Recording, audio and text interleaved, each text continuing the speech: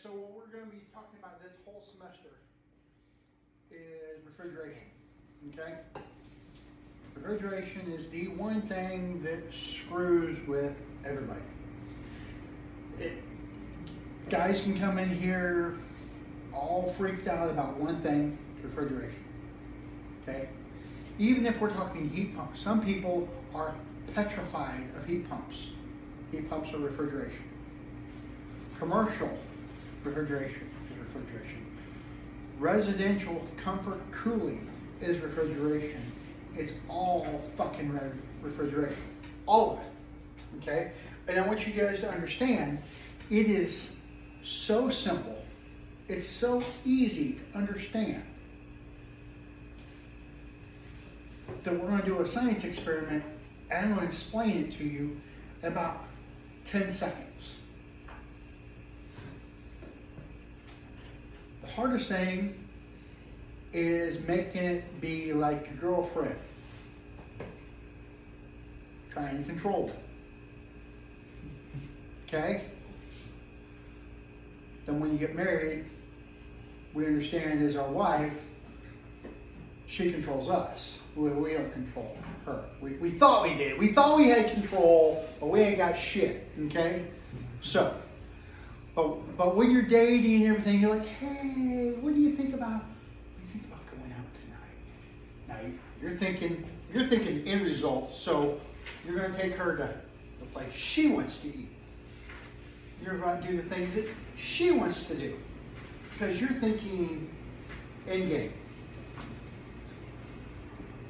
You get married, you eat what she wants to eat, and you do what she wants to do, no matter what. And you ain't got no end game. Okay? Just saying. Okay? We're setting that expectation for you guys to understand. What you guys are going to do is we're going to augment reality. We're going to take something and we're going to manipulate it. That's all we're going to do. We're going to take the heat from somewhere where we don't want it. We're going to displace it to where we don't care. As a heat pump, we're going to take the heat from where we don't care and put it where we want it. That's all we do. We do not create. We are not artistes. We don't create anything.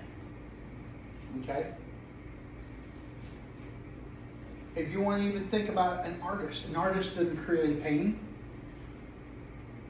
An artist manipulates the paint. He manipulated the canvas. He manipulated the paintbrush. It's super important for you to really break that down to understand what I'm saying. We're just worthless little beings here. We do not really create anything. We don't really destroy. If I tried to destroy a piece of paper by lighting it on fire, did I completely destroy it? Energy in the form of heat and light was created.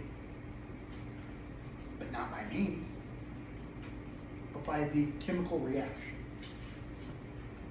That's what we're doing. We're doing a chemical reaction. We're doing nothing but science experiments. This whole thing is nothing but a crap ton of science experiments. Yeah, we're going to start out today with doing the whole thing of, guess what? Yes, we're back to masks.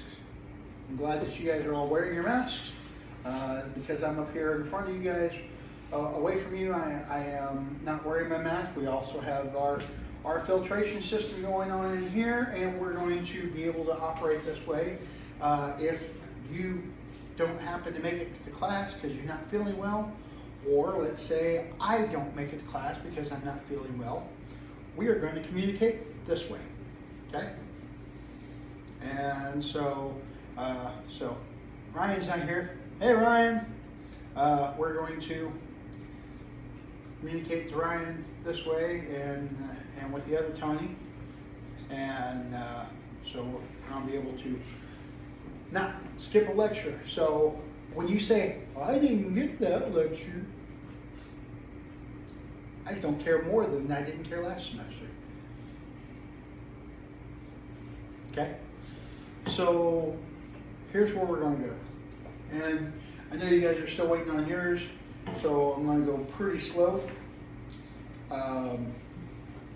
This is designed to be a flip thing, so some of your stuff will not quite be exact. And as you're just flipping through it side to side, it'll go up. So, as a matter of fact, I'm just going to do that. But if you get out of order, there's no numbers, because this is multiple strings that I have put together for you guys of my stuff and other things. So I gave you all those mobile app resources. If you guys even think that you might in the future get into this, that you're actually going to do something with the class, I recommend downloading all those apps. Okay? We're going to use them out here. I'm going to show you how to use them. I got shown how. I got to see how. Wow, that's ridiculously awesome. This is an awesome tool. You know, let's get into that. Safety. There's your safety sheets. I expect you guys to be more safe than me at all times. Right? Okay. Next thing we're going to jump into is the refrigeration cycle. Basically, this is just a cycle. Kind of like your blood cycles through your body. Refrigeration cycles. Now, you lose blood all the time. You get cut, you know. All of a sudden, you lose blood, your body has to produce more. We should never have to replace the refrigerant in the system. People will ask you all the time, how often should I be adding refrigerant? How often should I replace the refrigerant? Why? If everything is right, you don't have to. You got a leak, if you resolve the leak, they'll be golden. Okay? If you need to replace the refrigerant, that means you also need to replace the compressor. You know, it's going, oh, well, something catastrophe happened. Well, a catastrophe is always the compressor. I mean, in your body, you have a filter called your kidneys, okay? Your liver. They are straining all the junk out of your blood system. We have line dryers. Those filter dryers are straining all the junk out of that refrigerant.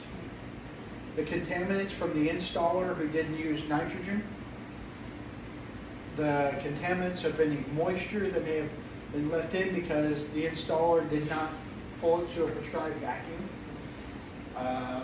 anything that was on somebody's hoses that they hooked up, that's what it's catching. It has a direction. It has an arrow.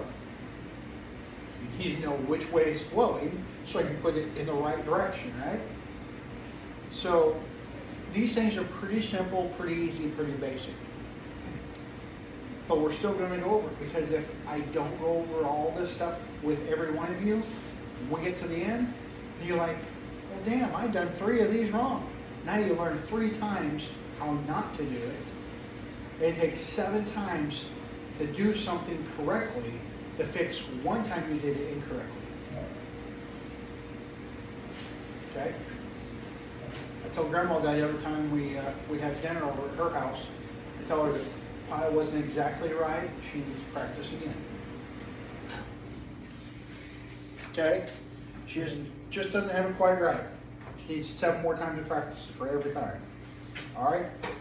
So if we got into the page that looks like this, okay? I know some of you guys don't have that, so you can lean over and look at somebody else's. It is like the 6th page in, or 5th page in, something like that. Okay, on the top page it says the 4 basic system components, and then the other page beside it has the other one. So Jerry, right there by your elbow. No, yep. Remember, don't put these out of order. You'll be pissed. So you got the condenser, the compressor, the evaporator, and the metering device. All right. The condenser condenses. The compressor compresses. The evaporator. Exactly. And so the only thing we don't have there is the metering device. What is the metering device? What makes your flow? It meters the flow. So there's a Hispanic comedian, I forget his name. Do what? Gabriel Iglesias? Huh? Is it Gabriel Iglesias? No, he is. No, it's not Enrique Iglesias. Making fun of you on recording. No, it's. He's on several TV sitcoms and all kinds of stuff. But he's like. George Lopez? Huh? George Lopez? Yes, George Lopez, and he's talking about, yeah, Chicanos, we don't understand the nozzle. What do you mean the nozzle? Yeah. Go get the hose. Put your thumb over. There's your nozzle. Okay. I want you to think about the nozzle on the water hose. Okay? You know that if you put your thumb over that nozzle, you're going to spray instead of let it pour out. Why? Put pressure on it, so it's part of the knob. You're creating pressure. So does the compressor really compress? No. The compressor really does not compress. Restrict flow? The compressor is just pushing the fluid along. That's all it's doing. But is it pushing the fluid along? No, because you can't pump a liquid. You all understand this because the first time you ever did a belly flop, you understood that liquids cannot be compressed.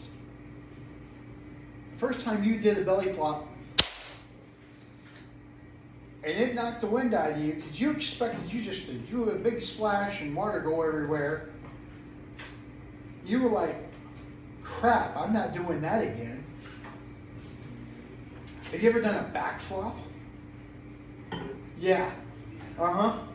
It's bad enough when you have this rib cage protecting all this, but when you get right to the spine and it just and then you're sucking water in while you're underwater, you really understand liquids don't compress.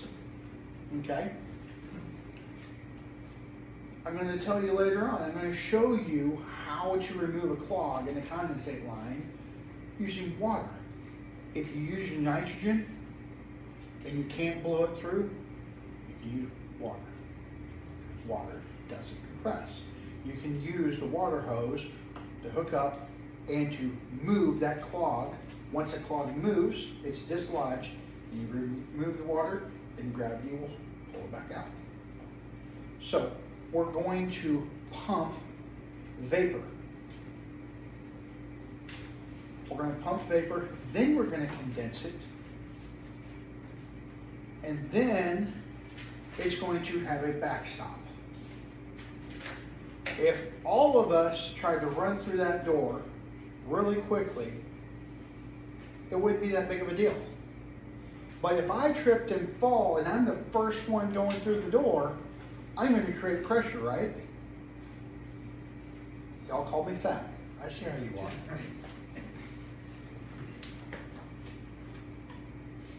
there's the biggest thing you need to understand about the metering device. That's where the magic happens.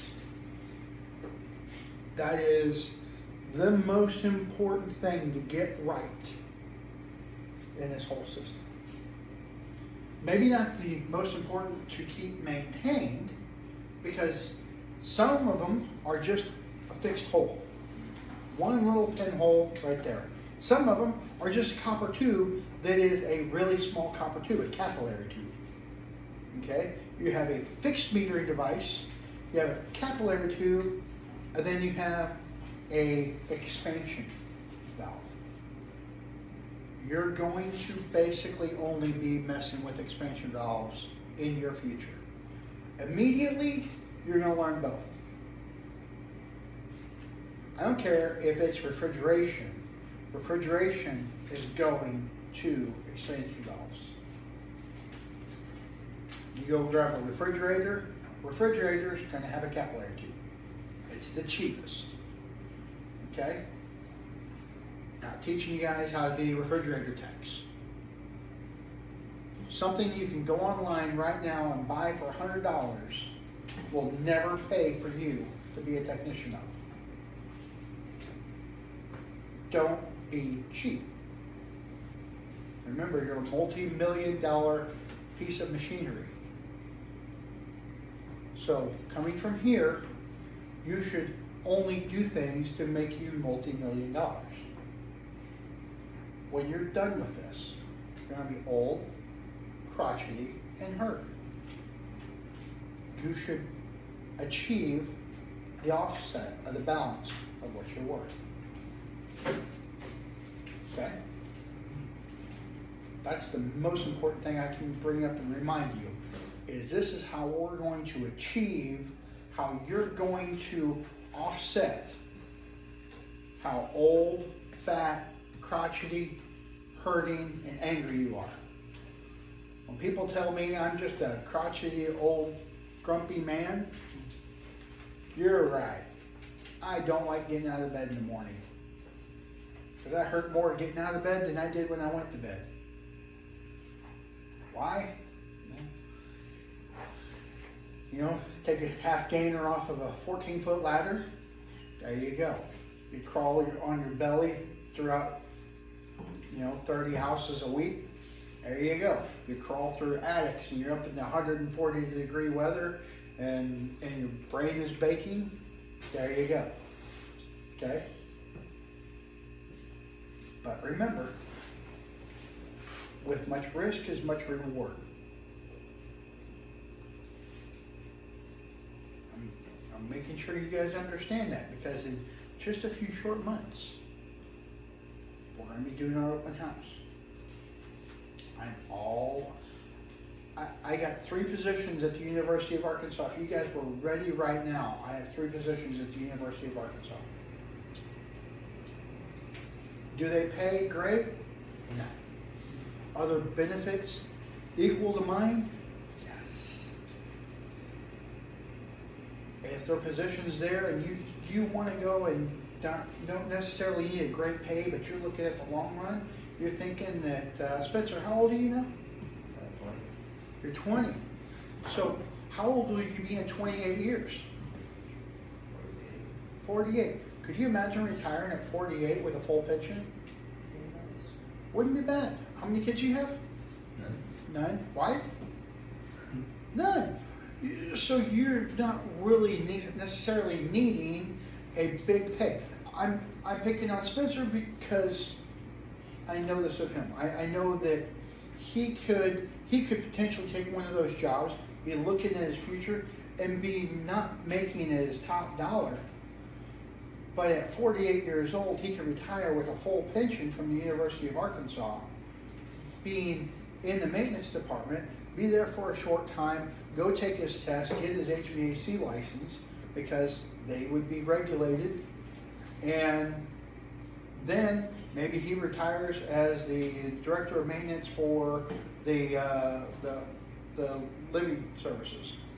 Okay, so he'll be doing comfort cooling at the University of Arkansas for 28 years, and be able to Mac Daddy at 48 years old, tell everybody to peace out, and then go do whatever he wants for the rest of his life. And not have to work. Or maybe at 48 years old, you decide, man, I just want to open up my own business. I want to do my own thing. Turn around and do your own thing. Open up your own business. You got your license, why not? Or go to somebody else that wants to open up their business. You know, let's say your buddy is a great business person, but they don't know crap about HVAC. You could go and hang your license with their company, and you could help them operate a heat and air company and get paid crap tons of money. Let's say you only want to do that for 10 years.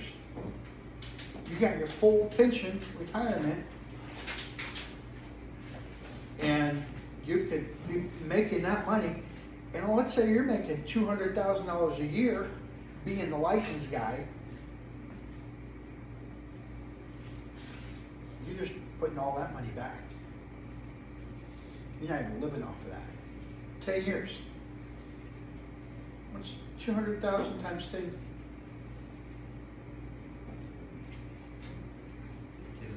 2 mil. 58 years old, retire with 2 mil, and still drawing your pension. Yeah, I'm crazy. I am that crazy. I'm a crazy guy that dreams. I'm going to show you guys how to kick my butt. I want you guys to smoke me on this. Okay? So, if you will follow me through this. I know this is going to be a lot. I know this is going to be a crap ton to take in. But if you follow me on this, don't fall asleep, or get out in that lab and start turning some wrenches, I will get you guys to day one understanding what's going on. If I can do that, you guys will have the entire semester to do the best that you can, to leave here being the best that you can, and go and make the most amount of money straight out of here as you can. Okay? That's my promise to you. And the other promise is for you yourself, whatever you're going to do. Okay? All right. So, the very next page after where you see the cycle, there is a baseball diamond thing. Okay?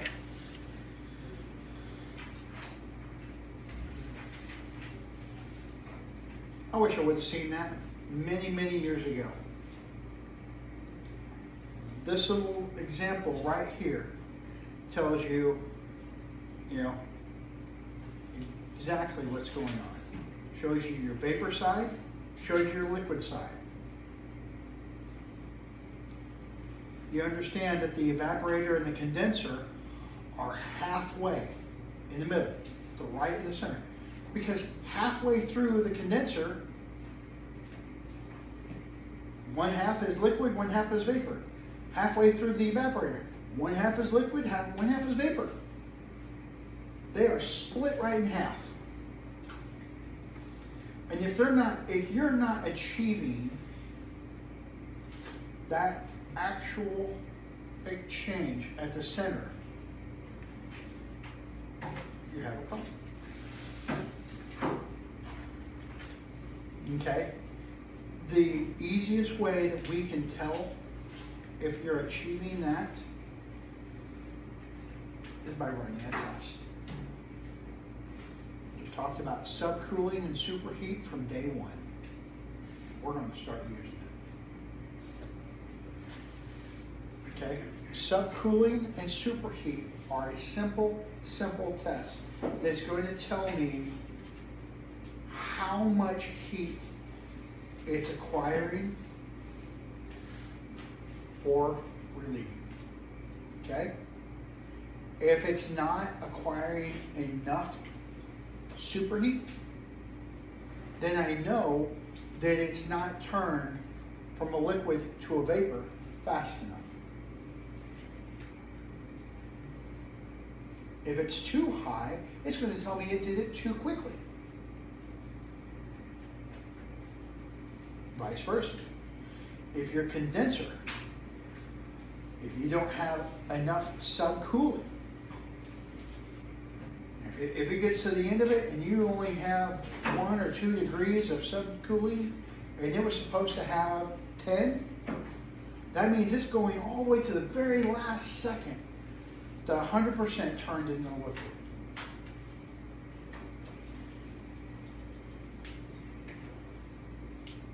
If you get too much, that means it's turning into liquid way early. Okay? It's pretty simple.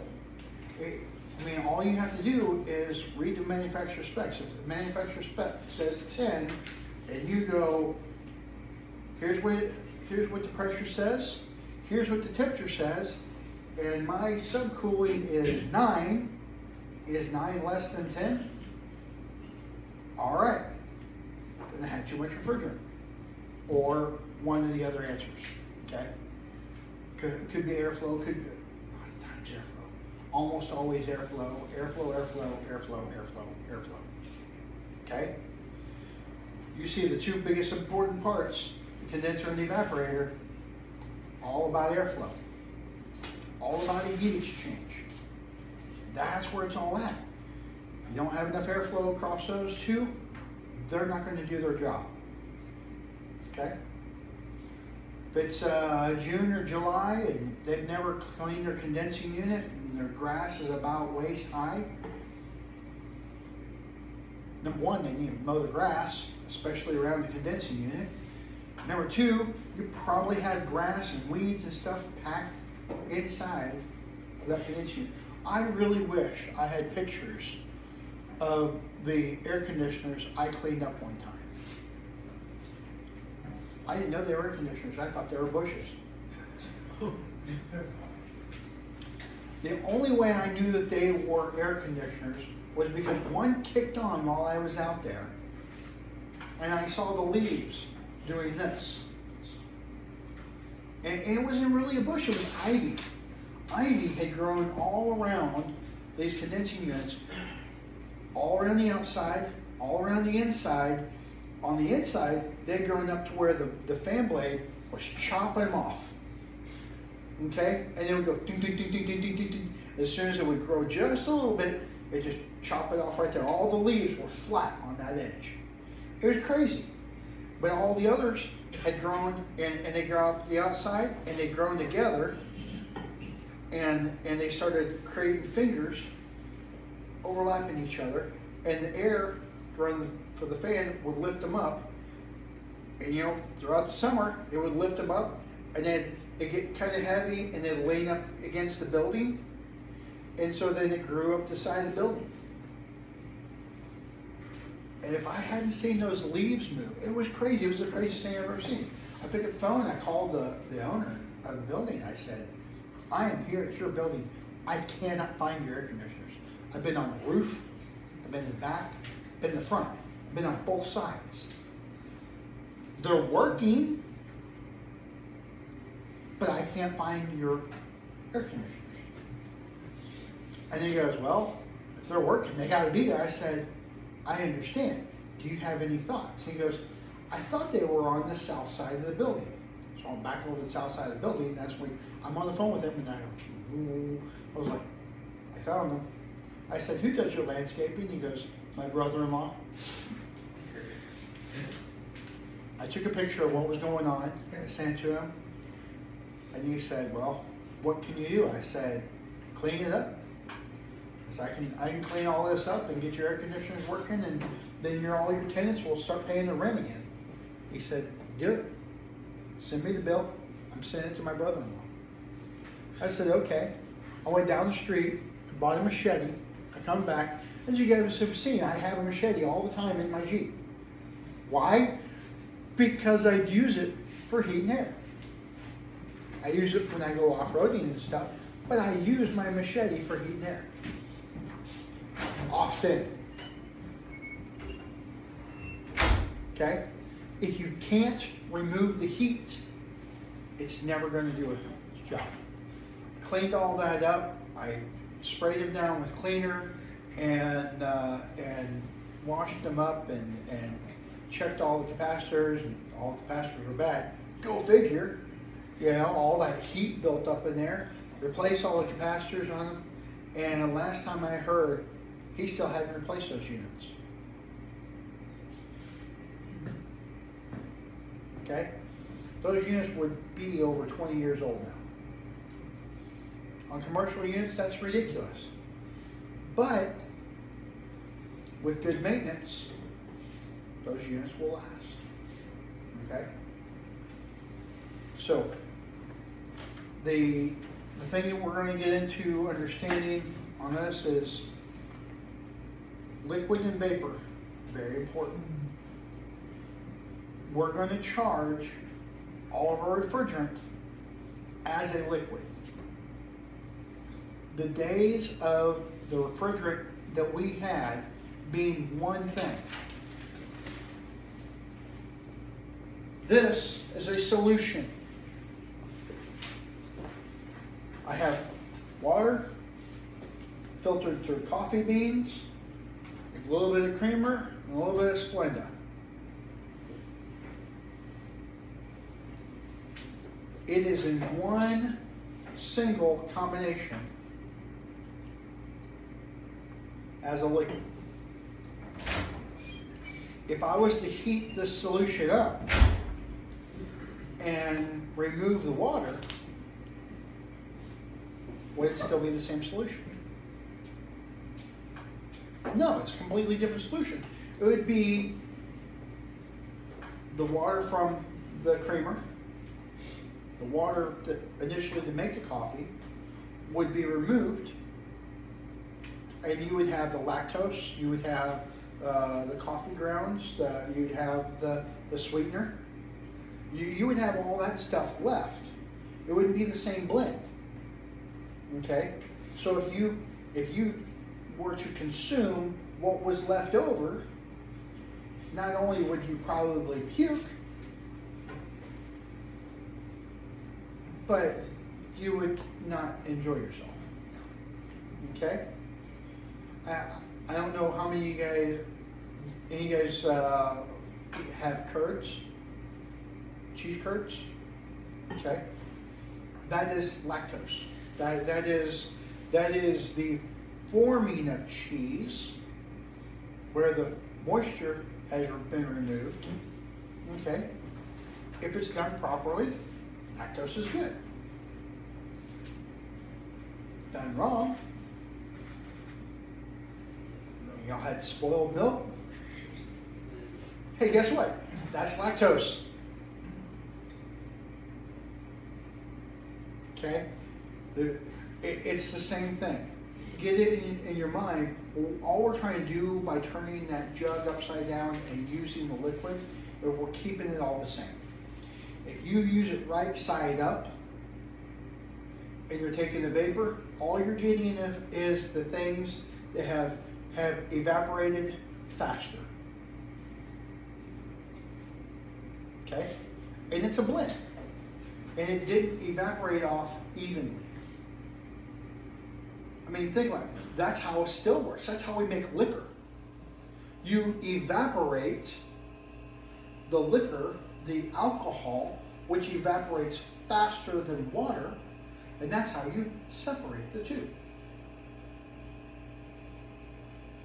Okay? Once again, that's just turning a beer into alcohol because of different evaporation rates. Now, what you're going to do is once you take that liquid, you need to turn that liquid into a vapor. Because where do you think we put that refrigerant in to charge up the system?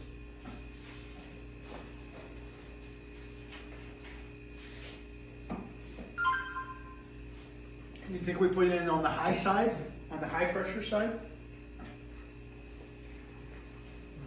No, No? low pressure. You put in a low pressure side. Why?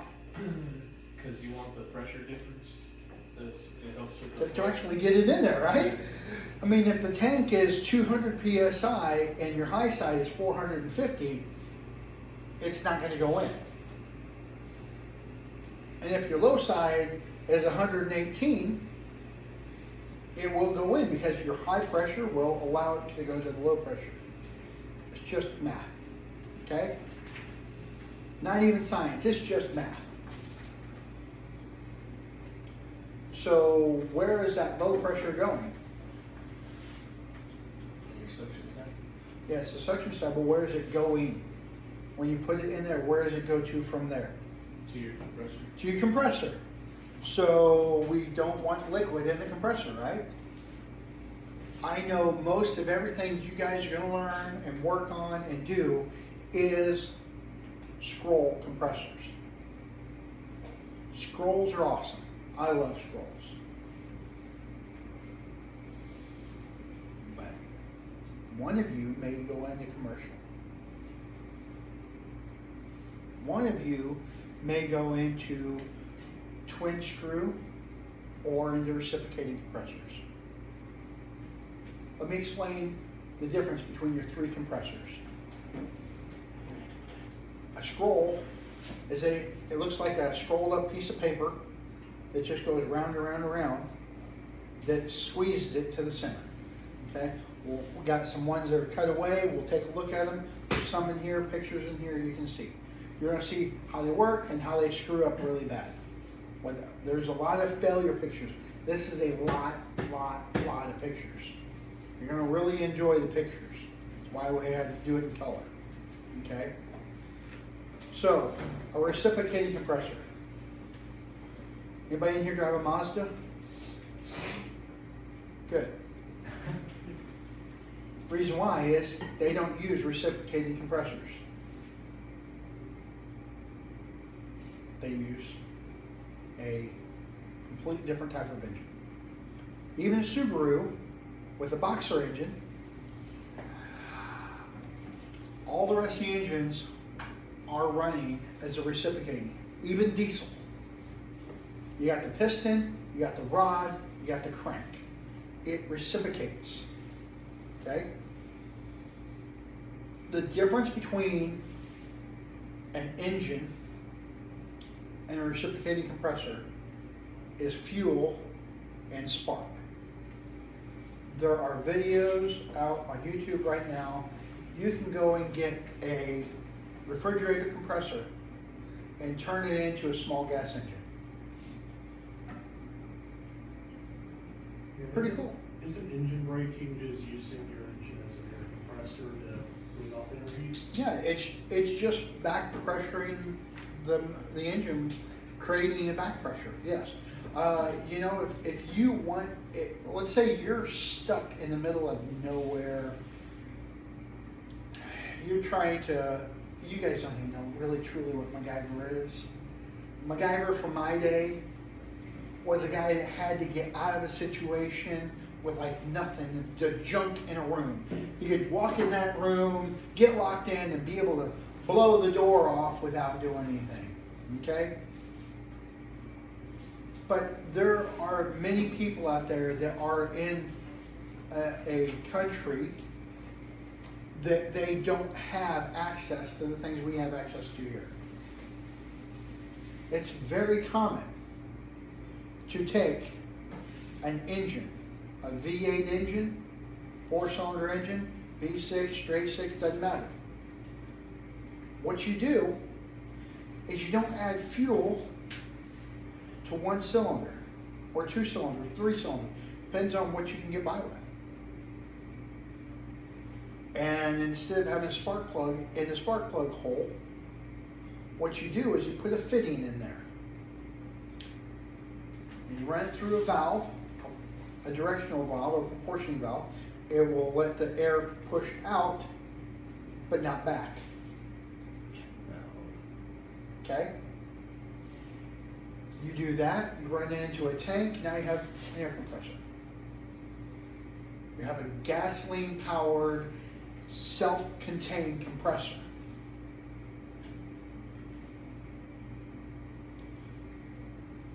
you're holding 150 psi of pressure on a cylinder that you're using to be the air compressor, you can run that up to 150 psi for your tank.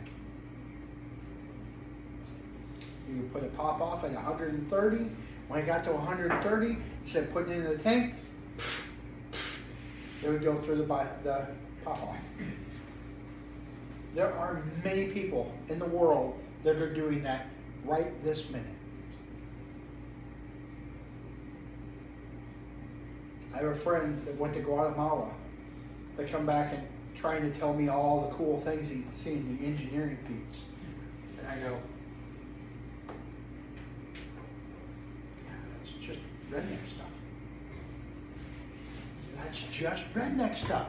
That's the stuff guys like me do all the time. I love building engines. I am so wanting to build an engine right now.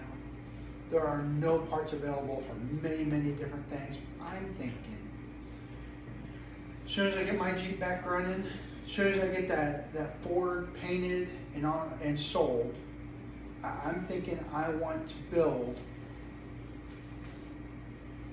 a street run. I'm watching Street Outlaws, and I'm thinking that, you know, a 14 to 1600 horsepower engine and a little S10 Blazer would be freaking killer.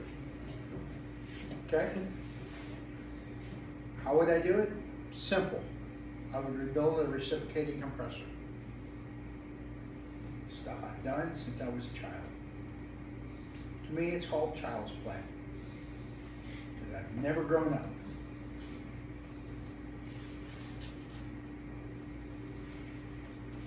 If I can do it, you can do it. I teach you guys to do it. We got reciprocating compressors out there we're going to do that on. I am right now looking for a twin screw. I've never really played with a twin screw. But another name for a twin screw is a supercharger. Or a blower. Okay? It's the same thing. A blower or supercharger that sits on top of an engine, all it is a compressor. As a matter of fact, if you get a Mercedes-Benz and you look on the back of it and it says compressor, that means it is supercharged or turbocharged, one or the other.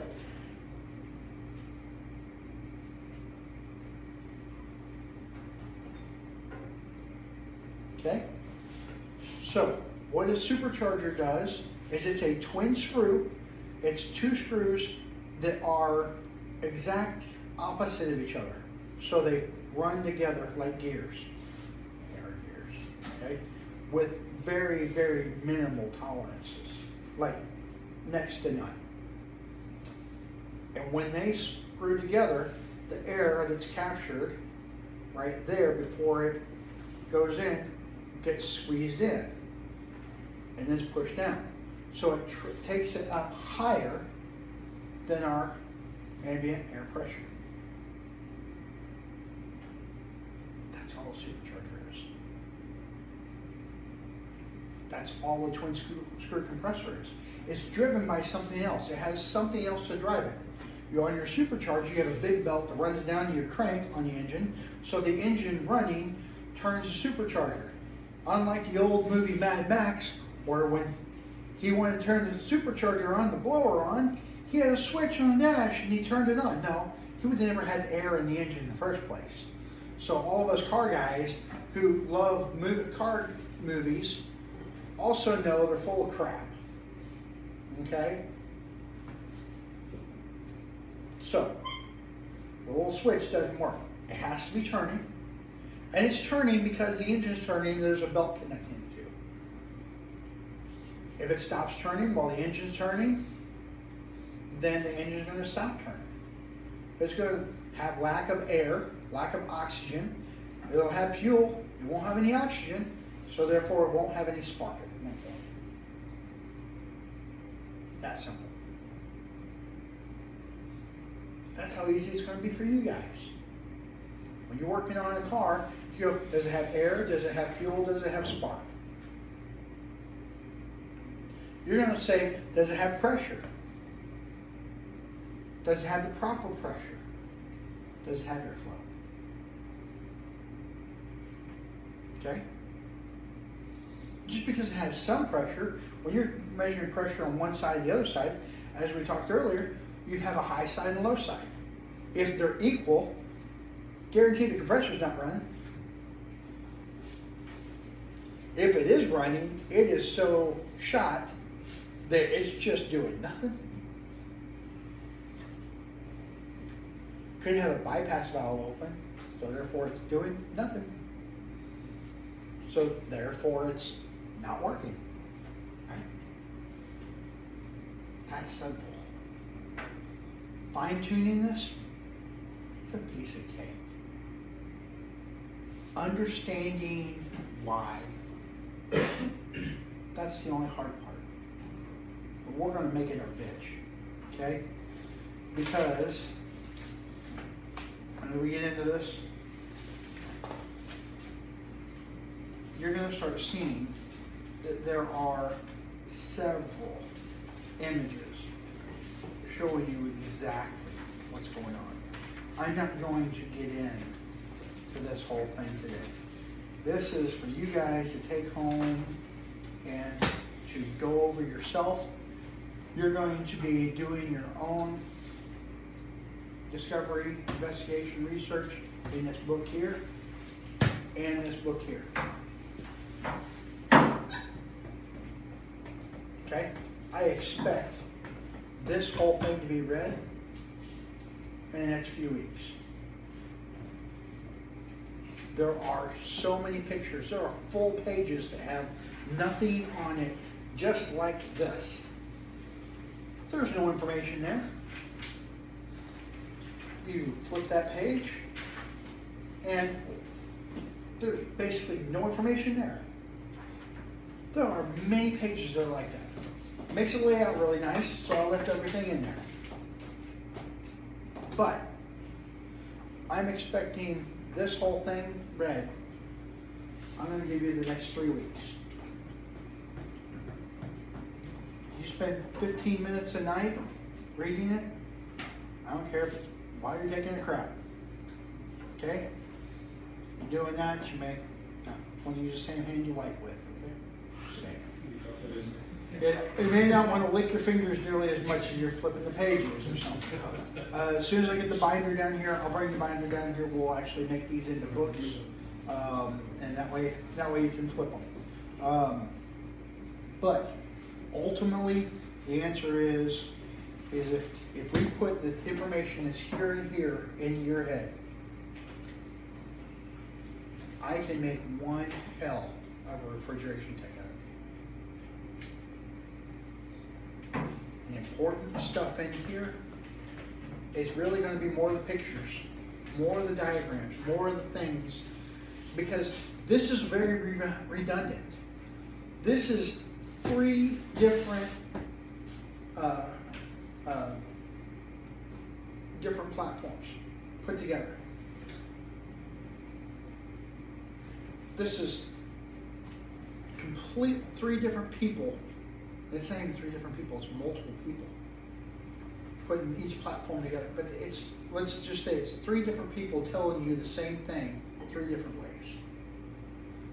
And I'm giving this to you, this is the first time I'm doing this, is this year. And the reason why is I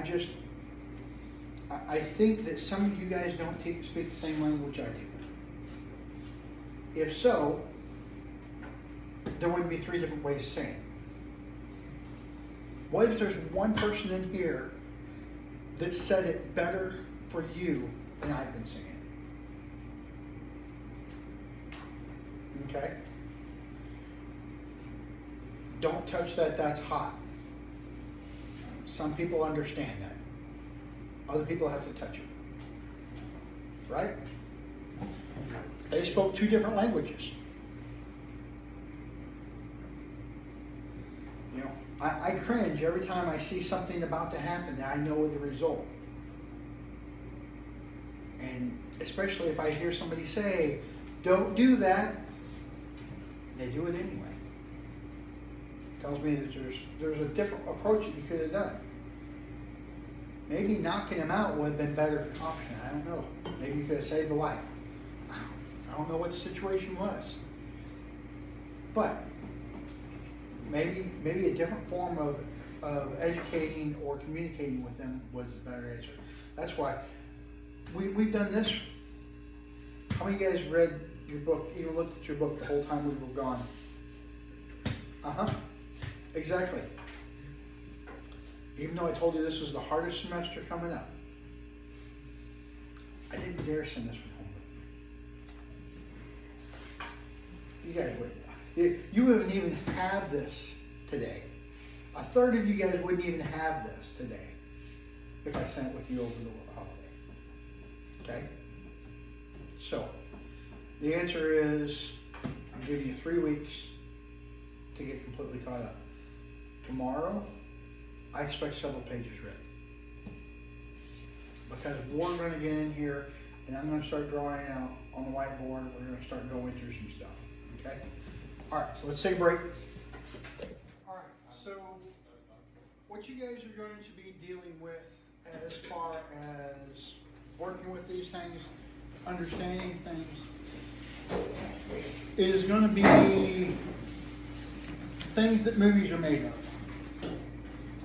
What happens when you pour liquid nitrogen on something? Yeah, it's become super fragile. You can explode it. I think I even saw in a movie one time where they dipped a cat in liquid nitrogen and then they tapped it, shattered in little pieces. And now, have you guys heard about this cryotherapy? People dunk themselves on ice bath and stuff. Yeah, you know what they use? What they use now. Liquid nitrogen. Okay? Yeah, I was talking with a guy just a few months ago that was moving.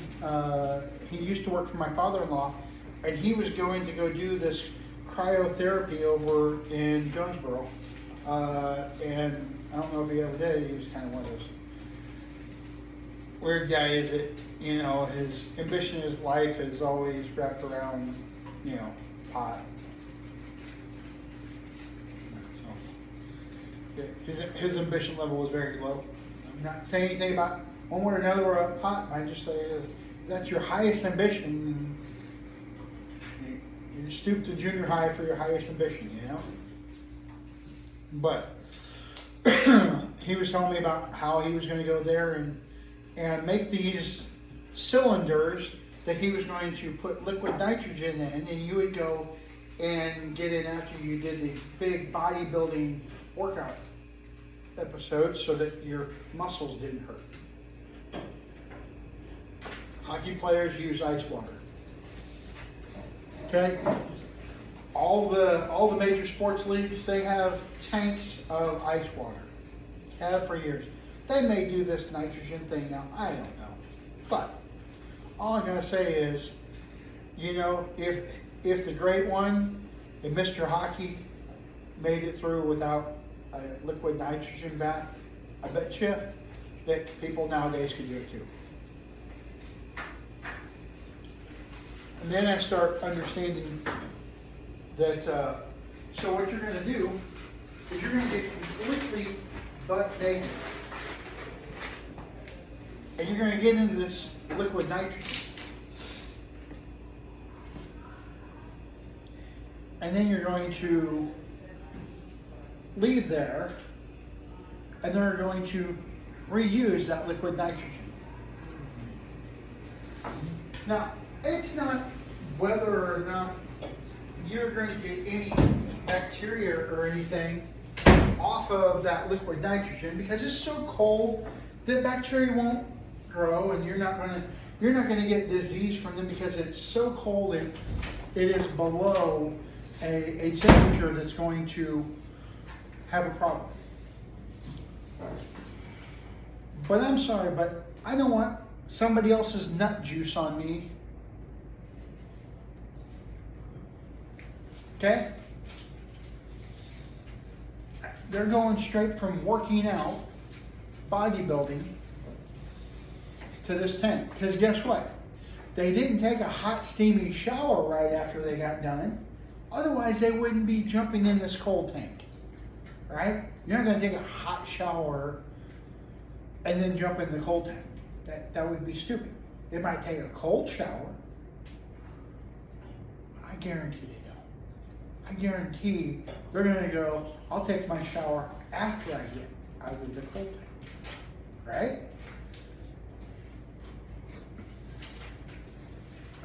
Even if they were clean, I still don't want their nut juice on me.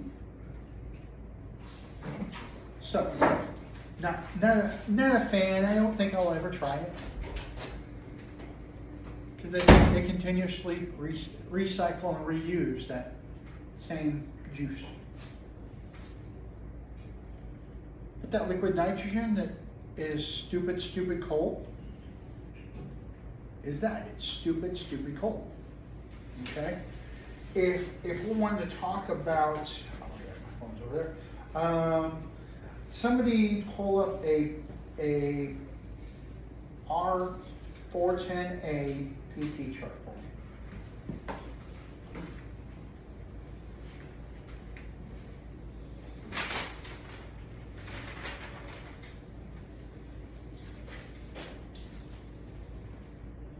What for R410?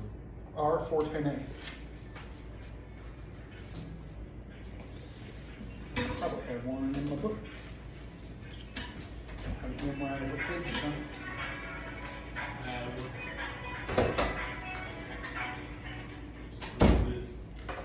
What's that?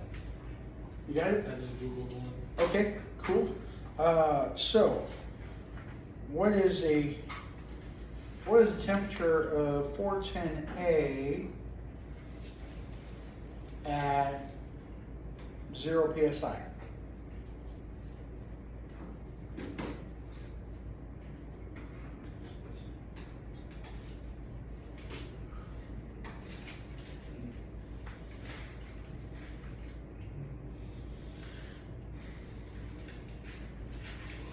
$168 in our book. Never mind, I'll take it back. It's not a very good one. Yeah, there's a lot of them like that.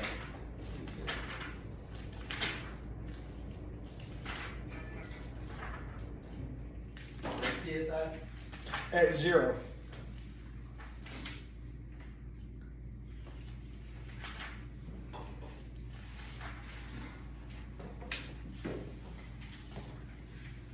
You said the temperature? What is the temperature? Yeah, what's the temperature at 0 psi? That was a crappy PT chart.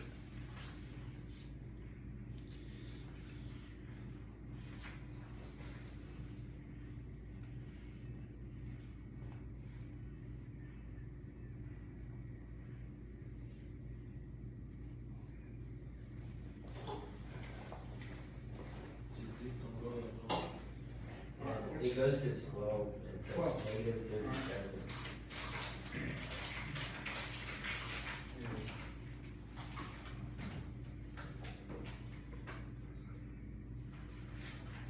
So this one has it at 5.5.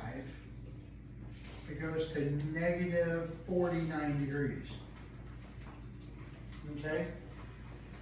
Without pressure on it, without anything creating pressure on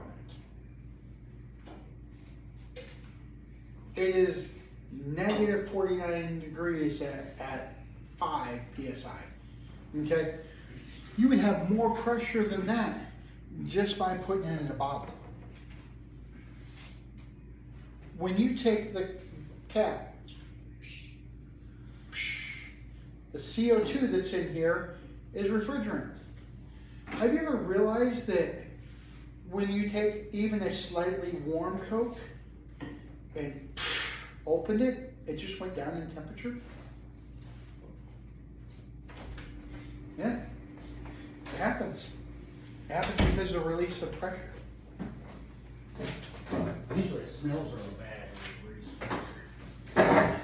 So, what we're talking about is this refrigerant we're going to deal with is ridiculously cold. You can get frostbite. You can get injured. It's heavier than air. You can suffocate. There's a lot of things that can happen.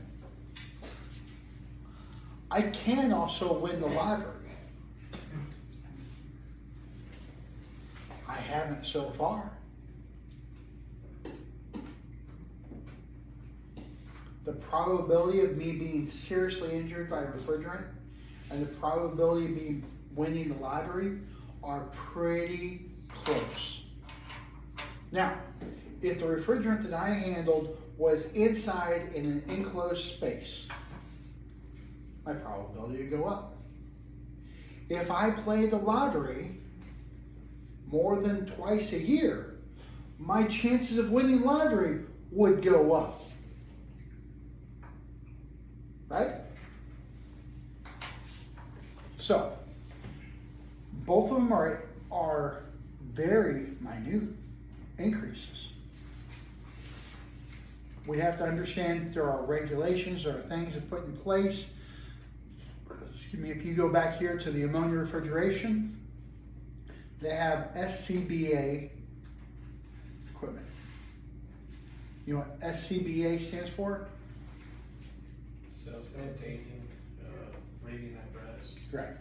What's the difference between that and scuba? No underwater. There's no underwater. We're not going underwater with it. It's not rated to go underwater.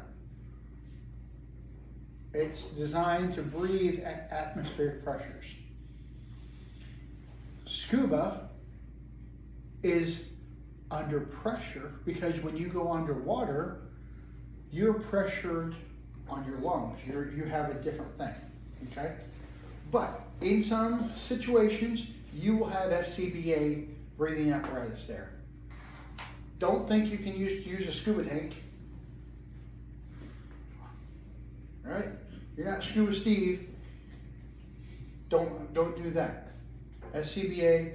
Now, I don't want to mess with ammonia. I mean, it's just my opinion.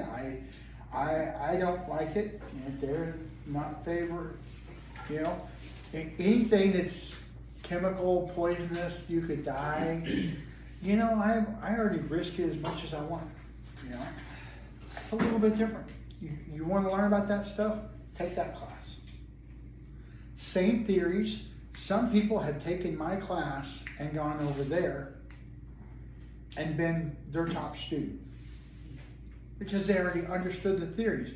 They already had a working knowledge of this before they did that. There have been guys, been refrigeration techs, that have already had that class, that have come in here and been some of my top students. Why? Same shit, different day. Okay? Same concept. It's the exact same concept. Okay? And I try to make sure that you guys put it into things that you understand. So, you know, if you're the type of person that is into beer, let's put it in beer terms. When you bottle beer, it has to be carbonated. You can't bottle the beer and cap it and then add the carbonation later. Okay? Bottled, it's sealed. Okay? You can create the carbonation in there. What you can do is you can leave the yeast live and put a small amount of sugar into it to reactivate the yeast. Yeast will turn oxygen and sugar into alcohol and carbon dioxide. Okay? So that carbon dioxide, EO2, the pressure. Or put it in there and do it in a situation where it's going to contain it in there and then cap it. Any idea how they're going to keep the CO2 in there until they cap it?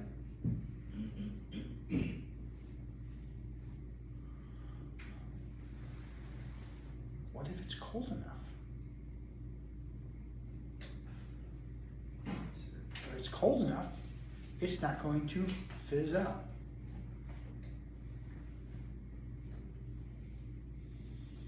You know, you open a Coke, you leave it sit out with the top off of it. That's nice and warm. All that CO2 is going to evaporate. It's going to go away. But if it's, you know, say 40 degrees out, you open that same Coke and let it sit there, it's going to have CO2 for quite a bit longer. Bubbles aren't going to be nearly as active. It could have the same theoretical effect as being flat until it touches your tongue. When it touches your tongue and gets heated up, it's going to be just like every time you pop the top on it. It's going to start fizzling. It's going to have some activity. This is all related. This is all the same information. We're just changing it from one thing to another. Okay? So how they used to do refrigeration in campers. Have you ever heard of a propane refrigerator? Okay. Now, they are putting propane in some of these refrigerators now. But they have compressors. And that's not the propane refrigerant that I'm talking about. Same propane, different concept. If I took, let's see it, it's out there. But if I took a lighter, put it underneath this, what's going to happen? Going on plastic. Well, it won't melt the plastic until, huh? Create pressure inside the bottle. It'll create pressure inside the bottle. It won't melt this bottle until the temperature of the liquid in here gets to the same temperature of the bottle melting. Remember, all we do is science. I'm glad you fell for the trap. Okay? I can take a item that would normally burn or melt or whatever and heat it way past that point of it changing states or having its reaction. If I fill it with a liquid, it's going to take longer to obtain that temperature. Okay? So if I did that, and I created that pressure, and I vented it off, and it went through a metering device,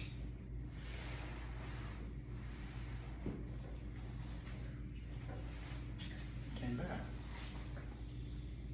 cooled down, I would have a closed loop propane system that's heated by a pilot light.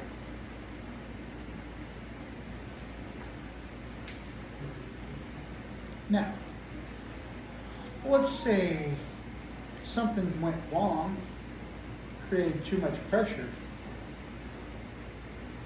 and the vessel did deteriorate, erupt, crack, have a leak, whatever, and then you have an open flame, it didn't get exciting, right?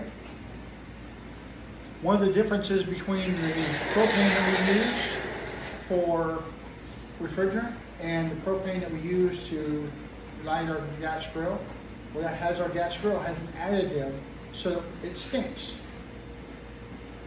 Propane pretty much does not have any smell. It doesn't have enough of an odor for you to really detect it.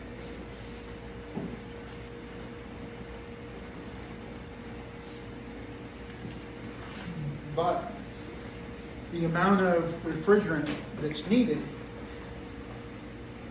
isobutane or propane versus 134A is vast. You need a lot of refrigerant on 134A with a little bit of one of the others. Okay? And what we're going to understand here is volumes and pressures are going to different in different applications. They're going to be different in different refrigerants. They're going to be different in different manufacturers. You're going to see all kinds of things. And so when you walk up to a unit, you need to know information about it. And here we mostly talk about comfort cooling, but we're not going to limit ourselves to comfort cooling. In a comfort cooling system, what do I mean by comfort cooling? Residential. Huh? Residential. Residential air conditioner. Could be in an office, could be anything, but it's the air conditioning for us. Not for food, not for anything else. It's our comfort cooling. In that, what is our baseline target pressure for 410A? 5 pounds. Huh? 5 pounds. For our suction line pressure, PSI, what are we kind of targeting to start with, and then we can fine tune it from there.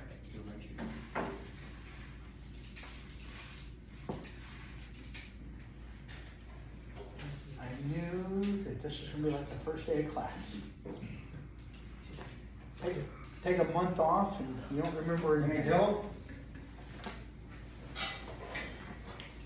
118. I was gonna say 119. 119, yeah, it's 118 point something, I forget what it is, but 40 degrees. Okay? You're looking for your coil temperature to be roughly 40 degrees. You don't want it colder than that because you get too close to 32, ice starts to form, you start to have a problem. You don't want any warmer than that because then if your coil is at 55 degrees, you do have those freaky people out there that want their house at 55 degrees.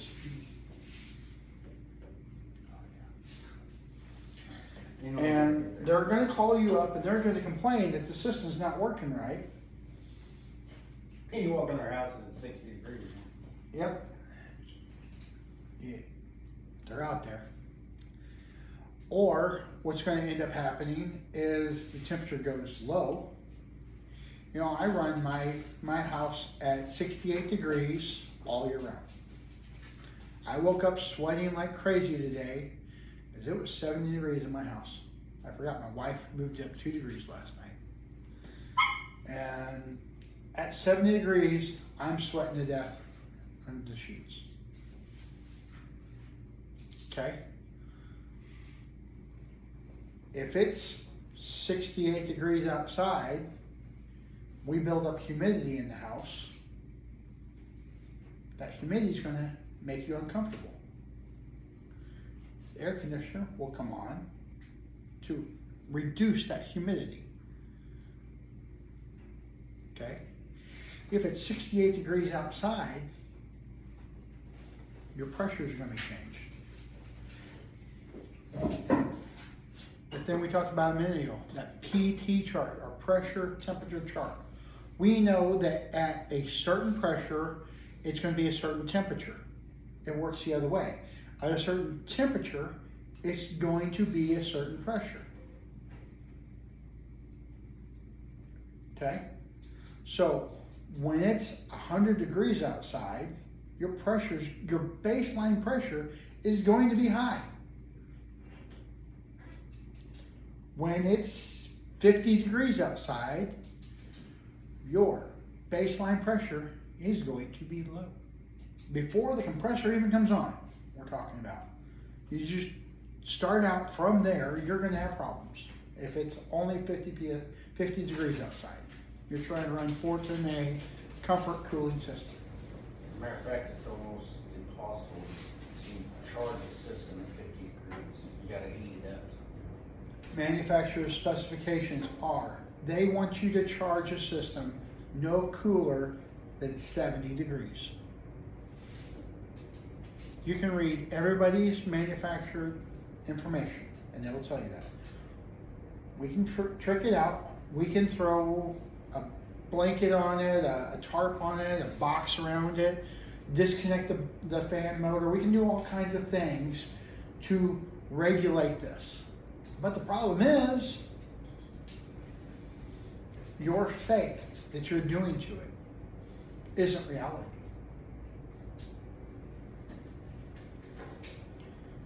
I mean, think about it. If you fly a simulator, if you've got a computer that's doing simulation flight, do you think they're going to hand you the keys to the 747? I mean, think about that. One is not equal to the other. We're going to simulate 70 degrees, but it's not 70 degrees. If I was to install a system today, what's even the temperature out? Anybody know? I think it's like in the 50s, 40s, 50s. 58. 58? Yeah, if I was to install a system today, I would tell them I would be back in the summertime to double check the refrigerant. It's worthless for me to even check it today. I'll do everything to set it up. I'll do everything I can in my power to make it run properly today. But I know, without a doubt, I could not tell them this ran properly. Now, it might be close enough that a TXV would mask it and I could get by with it. There's a difference between getting by with something or having it right. And one of the biggest ways you're going to find that answer is on the electric bill, or how it's cooling. If it's cooling at 100 degrees, if it is maintaining. Comfort cooling systems are designed in our region. I repeat that. Comfort cooling systems are designed in our region. Actually, you can't go very much more north and even use a heat pump. Yeah, but they're designed to be 100% operating at 100 degrees to maintain temperature. If you go further north, that changes. It will be designed differently. You go further south, same thing. I mean, think about how many times is it going to get to 100 degrees in Flagstaff versus Springdale? So, the most part, Arizona is designed at 130 degrees. It's 125 over there all the time. Yeah. 125 there is like our 90. You know, we get that all the time. One of our biggest differences most people don't understand, you have to include our humidity. If you think, oh, it's raining 100% of the time, and it's only 90 degrees out, with the relative humidity, with your humidity factored in, it's a total different number. it's not a 1-for-1. It's not like it says, oh, it feels like 100. It's not exactly right. Because what we're really doing is we can't just remove the heat. We've talked about this before. If you don't remove the moisture before you remove the heat, you just remove the heat first, it's going to rain. You know, they're doing all these things right now to try to manipulate our weather.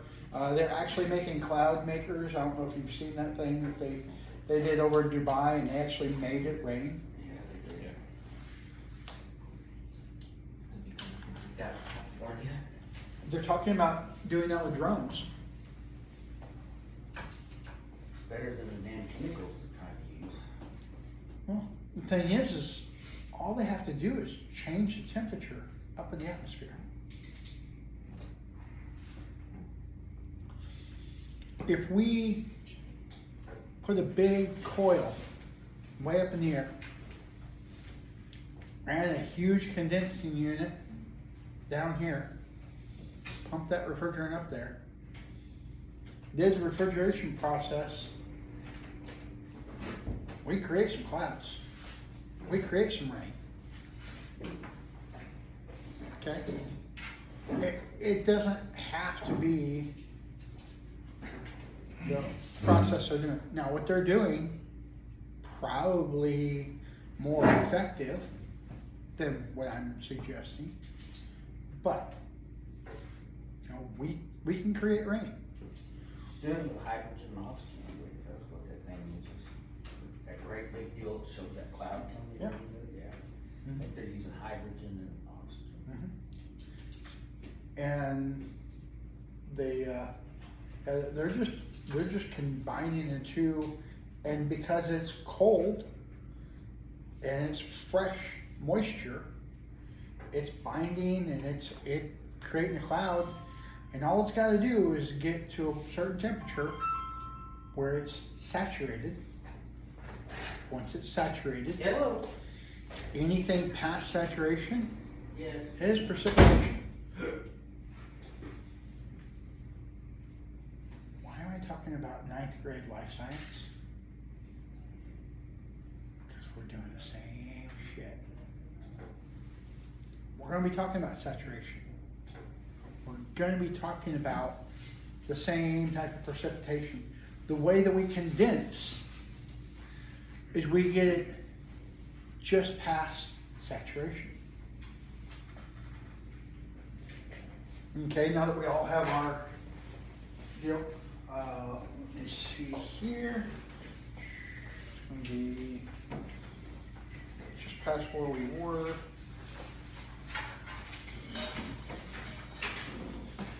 For those of you at home, you can easily see what we're going to be at. Okay, we're talking about this page right here. Talks about sensible heat, latent heat. We're talking about sensible work, latent work. We're going to talk about saturation. We're going to talk about temperature glide. Okay? It's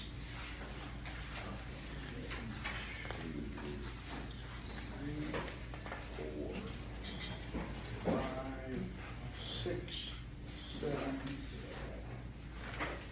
8 pages in.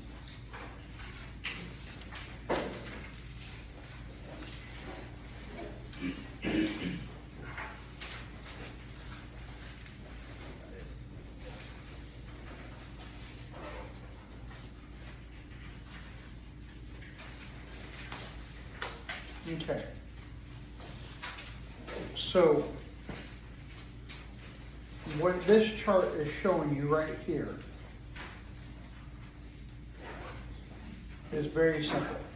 When you go from, at what temperature does ice no longer exist in water?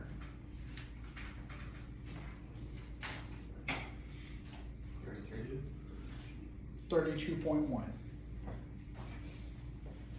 Okay? ice in a cup with water in it. Water is 32 degrees until the ice is gone. It cannot get warmer, it cannot get colder. Okay? The ice in that cup is keeping the water in that cup at a constant 32 degrees until the ice is melted. At 32.1 degrees, when it has increased in temperature, we know that it is now in sensible heat. It is doing sensible work. That means it's able to increase. And it can do that at what temperature does it become steam? Don't make me start throwing stuff on the first day. Come on. 212. Thank you for looking at the page.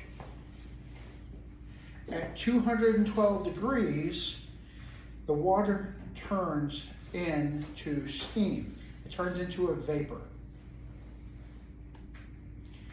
And that water will stay exactly 212 from that point all the way until the steam is gone. When it has all turned from liquid to vapor, and that point, when all of it is turned into vapor, now it can start increasing temperature.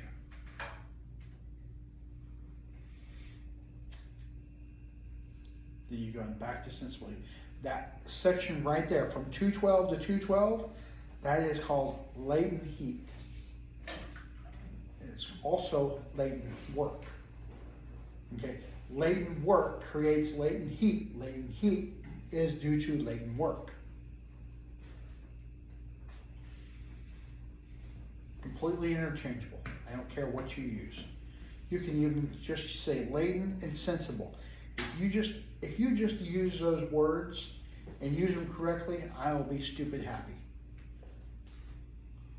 What we're talking about is that section where we're turning the water from one state to another. Same thing happens with refrigerant. We have a state at which it is in that process.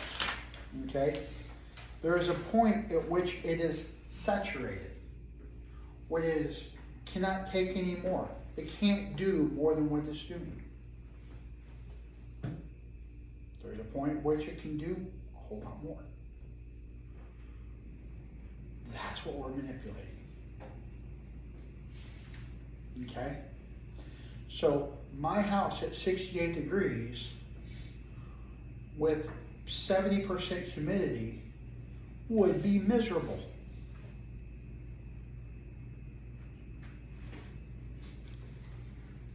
By running that warm air, warm moist air across a cool condenser, or cool evaporator rather, what's going to happen is that refrigerant is going to absorb the heat. It's going to take that air and go from a higher heated temperature and try to bring that temperature down. Well, in the beginning it cannot. If the humidity is present, it cannot. But what it can do is it can relieve the moisture from it. Once it relieves the moisture, the next time that air comes around and it is dehumidified, now it can start moving its temperature down. Are you following me? Does that make sense? I mean, think about it like this. I want to lose weight. I'm eating all the right foods, but I got a cork up my butt. Can I lose weight? Oh, because what goes in stays in, right? I can only change myself doing some of the right things if I relieve myself of the stuff that has been there in the past. Okay? That moisture has got to go away. When we remove that moisture, at that point, then that temperature can change. Once again, like I said, you can change that temperature. You can over force it. You can make it rain. But in your house. Right. It would go from relieving the moisture in the evaporator coil to relieving the moisture in the house. I've actually seen it. Yep. It's like, wow. Did you go with me to the Seven Hills when it was raining in there? I think so. I think that's what I see. And you know, the difference is in California, they basically do not mess with humidity. If you guys leave from here with the education I've given you, and you go to another part of the world, even in this country, if you go to a different part of this state, there are things that will change. If you go from here to the Delta, you think we got humidity over here. You go there in the flats around Mississippi, you're going to learn what humidity is. Okay? Yes, we have lakes here, we have rivers here, we have trees here. We have so much humidity here.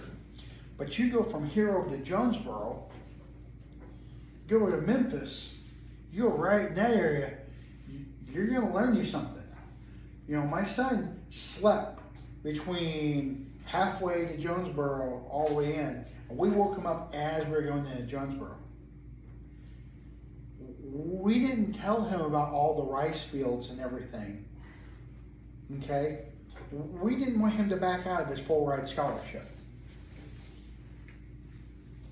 We got there and we're like, wake up, son. He's like, oh, this is a cool little city. Yeah, I could go to school here. Yeah. We got him the heck away from the girlfriend that was trying to get knocked up. We got him over there where he was hours away from her. She wasn't going to drive over there and cause problems. He realized, oh, this is pretty cool over here. Started going to school over at Arkansas State. And then he made his first trip home. And he's like, this sucks. Oh, and then he had that first night of skeeters. We're not talking mosquitoes, we're talking skaters. And skaters come down, they'll pick up your dog and take them away. If they sit on your arm for too long, you're going to need a transfusion. Okay? Them things are like pterodactyls. But on the flip side, for the heat and air, they are so focused on humidity control.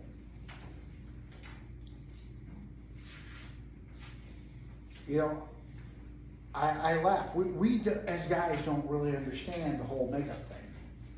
We don't know.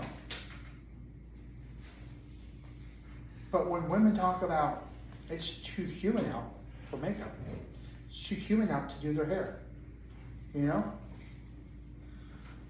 Well, you go over by the Delta, I mean, 6 months out of the year they don't do their hair or makeup. It's so freaking hot. The second they open that door, everything they did is ruined. Okay? That's what we're combating. That's really where we're going to. Okay?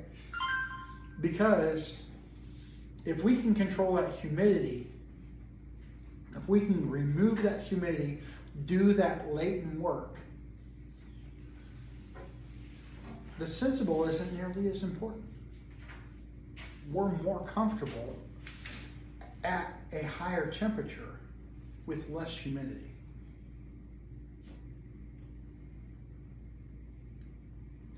And when we went to the cigar shop, a lot of the guys walked in there and they're like, man, it's just stuffy in here. It's the same temperature. It's a room inside the building with no air conditioning and no heat going into it, except through the single pane glass windows. The 4 glass windows that are there in the front. That's what's transferring the heat back and forth. The uninsulated walls is what's transferring the heat back and forth. If it's 70 degrees at the shop, it's 70 degrees inside that room. But we keep it at 68% humidity. Way different. It is a night and day difference. Standing outside that room versus standing inside that room. Just walking through that doorway, sometimes it'll take your breath away. Okay? When people say that their unit's not working properly, first thing you're going to notice is it's more humid in their house. Not that it's hotter, but it's more humid. So we're going to need to address those problems first. My favorite system that's out right now is a system where you use a single speed compressor. Okay? You're going to use a really big evaporator coil, a metering device that moves, that opens and closes to allow it to change, like the cruise control in your car, and the blower speed that circulates the air that will change. You're going to start it off as a low speed, and you're going to get it cold. You're going to drop that coil down damn near 32 degrees. Okay? Your metering device is going to work itself to death trying to keep it from freezing up. And that big coil, that big surface area coil, is going to absorb the most amount of moisture and deposit it outside.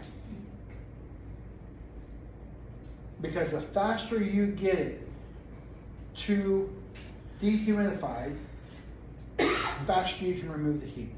The faster you move those two, the faster you're comfortable, and the unit will shut off. You want to talk about efficiency? A unit is the most efficient when it's not running. I have heard people say a high efficiency system works best to dehumidify because it's a 2-stage unit. It runs on slow speed and then it runs into high speed. It runs twice as long, therefore it's the best dehumidifier. What? The best way to build a hot rod is to have one that the horsepower doesn't come on right away. It waits until almost when the race is done and then it gives the horsepower.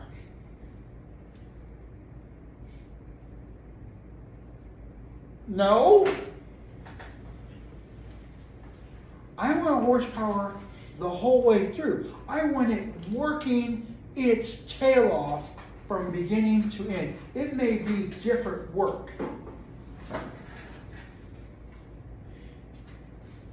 but I want it working hard. Just turn off. And once it's off, to stay off for an extended period of time.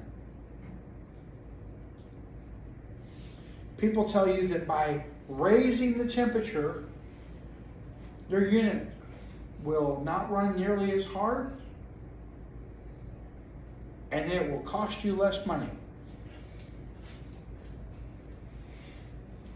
In that same theory, if you get in your car and go down the interstate at 40 miles an hour and set your cruise control,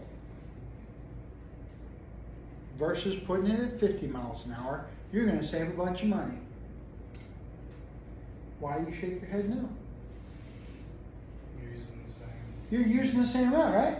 Because once you achieve that speed, you're just maintaining it.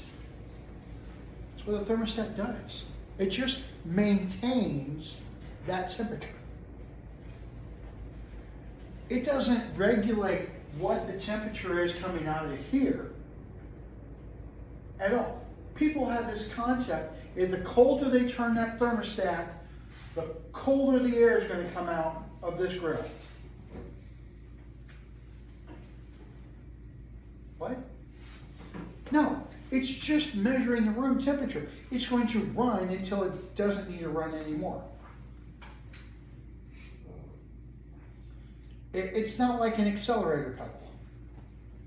That doesn't make it run up and down. If so, we would have way more business than what we do right now. Because every time a woman comes in and hits that thermostat, and then the guy comes in and hits the thermostat, the kid comes in and hits that thermostat, it's going to go like this all day long. And it's going to break the dang thing. If all you guys only ran your cruise control, let's say we had the ability to do away with stop signs and stop lights and everything was just a fluid from the time you got in your vehicle to the time you got where you were going, and then back. You just one solid movement. You could set your cruise control. Your vehicles would hardly ever wear out.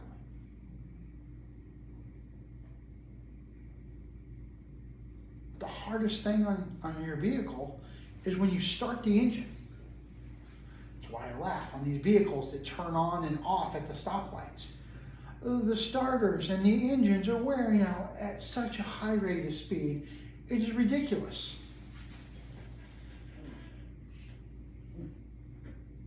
And we do that with these two-stage compressors. We have a compressor that has 2 stages. That means you got half of it running, and then you turn the other half of it on. So now you have a mechanical connection between the two, electrical connection between the two. You're only doing some of the work, and then you're leaving some of it in reserve for later. So the one that comes on all the time, guarantee that's the one that's going to go out first. If your second stage is working great, but your first stage isn't working at all, it's not working at all. Okay? It's kind of like in your vehicle, if first gear doesn't work at all, and you have an automatic transmission, you're not going anywhere because you can't get the second. You got to start off in first.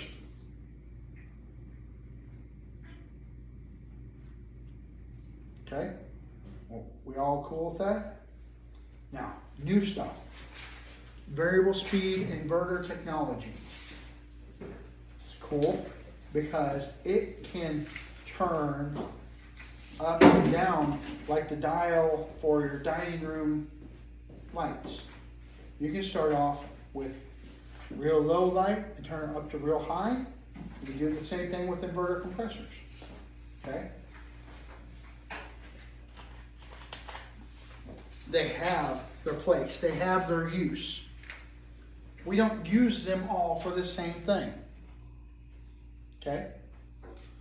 We're going to use something like that for, let's say we live in Arizona, where it might get to be below freezing every night and scorching hot during the day. Or let's say you have a big house and you're going to zone system it.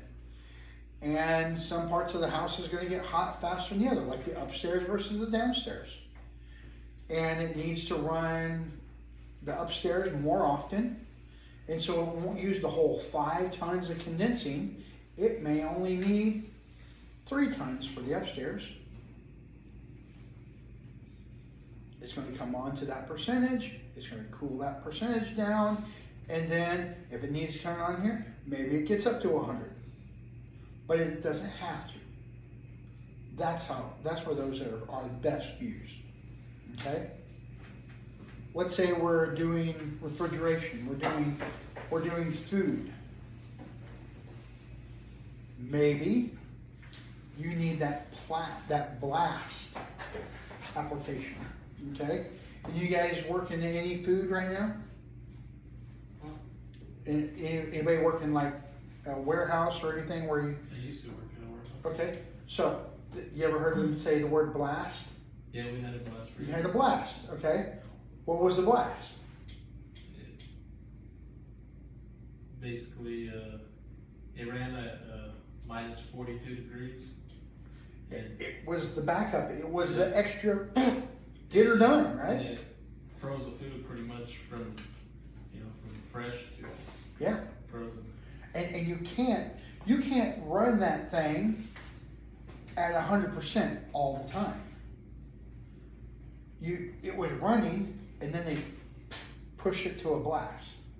They would keep it at a temperature, and then they would blast it. Okay, a receiving dock. You know, when you back up to a receiving dock, if it's not at the right temperature, when their food has been brought out to be put on the truck or vice versa, they will blast the whole dock. Let's say it's supposed to be -10 on that receiving dock, and they got the -5. The normal unit's been running. They have to blast it.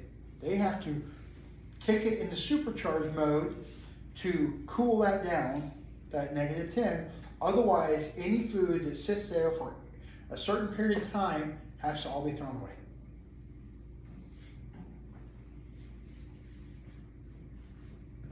That's why I like inverters. That's why I like that capability. All right, let's take another break.